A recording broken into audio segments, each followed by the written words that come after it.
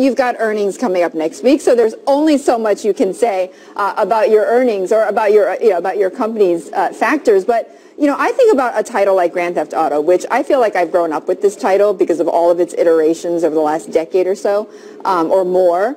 When you see a success like that, it's both great, but also, sort of fearful, right, or worrying, because how do you follow up with that, right? Well, look, I think that's a challenge for anyone in the entertainment business. We always have to delight consumers over and over and over again. In the case of Take-Two, we seek to bring an array of hit intellectual property to our customers. So Grand Theft Auto is a standard bearer for the industry, not just for our company. We also have Red Dead Redemption, Borderlands, BioShock, NBA, WWE, Civilization, and many other hit titles. And coming up February 10th, I see it's on your screen. We have Evolve coming. This is a new title for which we have very high hopes. So our job is to continue to deliver over and over again wonderful properties based on franchises we've already developed, and every year we hope to develop new hit franchises. Well, and I ask this of studio heads because in a way you have sort of the same issues here, right? Is that you put a lot of money into this content, and you don't know whether or not it really is going to hit. You of course hope it's going to. So what does it take now to make sure you have a hit title versus 5 years ago? The challenges always get greater because as new platforms, and currently there are 2 new platforms out in the marketplace, PS4 and Xbox One, as they enable our creative folks to push more limits, the consumers want us to push those very limits. And more our properties look like live action. If you play our basketball game, NBA 2K, and just squint your eyes a little bit, you maybe don't even have to, it looks like a real basketball game. Yeah. And that means we have to focus on physics and the way people move, and our consumers will notice, tiny incremental lapses and tiny incremental gains.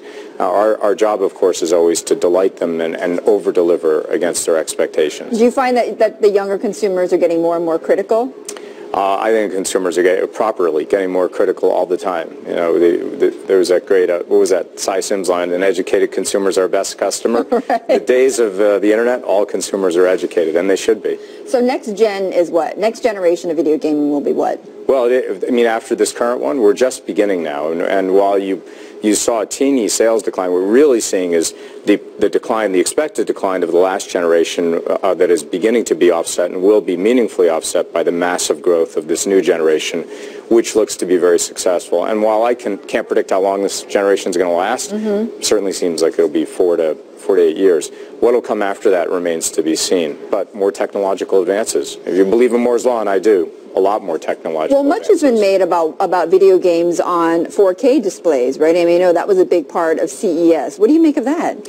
Look, right now our displays can do more than we can do, right? And that's true of the motion picture and television business as well.